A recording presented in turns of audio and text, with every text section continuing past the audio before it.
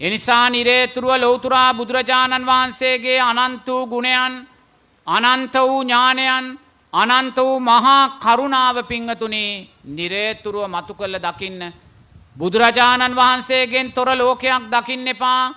බුදුරජාණන් වහන්සේගෙන් තොර සරණක් දකින්න එපා. නිරේතුරුව ලෞතුරා බුදුරජාණන් වහන්සේගේ ගුණයන් මතු කළ දකින්න.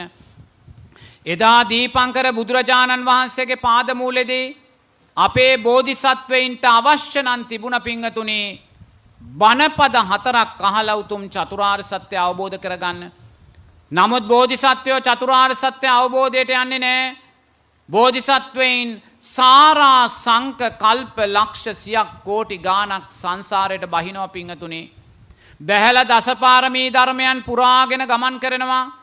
බුදුරජාණන් වහන්සේ පසුකාලීනව දේශනා කරනවා ආනන්ද මම මේ ආවා වූ දීර්ඝ පාරමී ගමනේදී ආනන්ද මහා සාගරයේ ජලයට වඩා මං රුධිරය දන් දුන්නා ආනන්ද. ආනන්ද මම මේ මහ පොළවේ පස් වලට වඩා ශරීර මාංශ දන් දුන්නා ආනන්ද.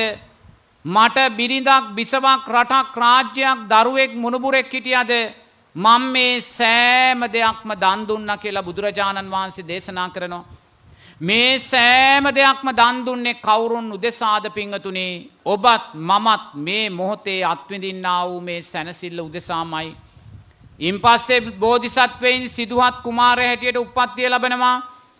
රම්මේ සුරම්මේ සුබ මාලිගා ලබනවා. සක්විති රජකමේ උරුමය ලබනවා. දෙතිස් මහා පුරුෂ ලක්ෂණයන් ලබනවා. යසෝදරාව රාහුල වැනි සුන්දර බිනිදක් දරුවෙක් ලබනවා. මේ සෑම දෙයක්ම පිංගතුනි අර උදේට එළියට දාන කෙළපිඩක් වගේ එළියට දානවා. කවුරුන් උදෙසාද පිංගතුනි? ඔබත් මමත් මේ මොහොතේ අත්විඳින්නා වූ සැනසෙල්ල උදෙසා. ඊට පස්සේ බෝධිසත්වයින් 6 අවුරුද්දක් දුෂ්කර ක්‍රියා කරනවා. බුදුරජාණන් වහන්සේ පසුකාලීනව දේශනා කරනවා ආනන්ද මට ගුරුවරයෙක් හිටියේ නෑ. දැන කියා ගන්න කෙනෙක් මාර්ගයක් තිබුණේ නෑ. ආනන්ද මම දුක තුලින්මයි දුක ජයගන්නේ කියලා හිතුවේ කියලා. එනිසා ආනන්ද මම මේ ශරීරයට අප්‍රමාණ දුක් දුන්නා. එදා මගේ උදරය කියලා පිටකොන්ද කියලා දෙකක් තිබ්බේ නෑ. උදරය අත ගන්නකොට පිටකොන්දයි යහුනේ, පිටකොන්ද අත ගන්නකොට උදරයයි යහුනේ කියලා බුදුරජාණන් වහන්සේ දේශනා කරනවා. ඒසා ආනන්ද මම මේ ශරීරයට දුක් දුන්නා.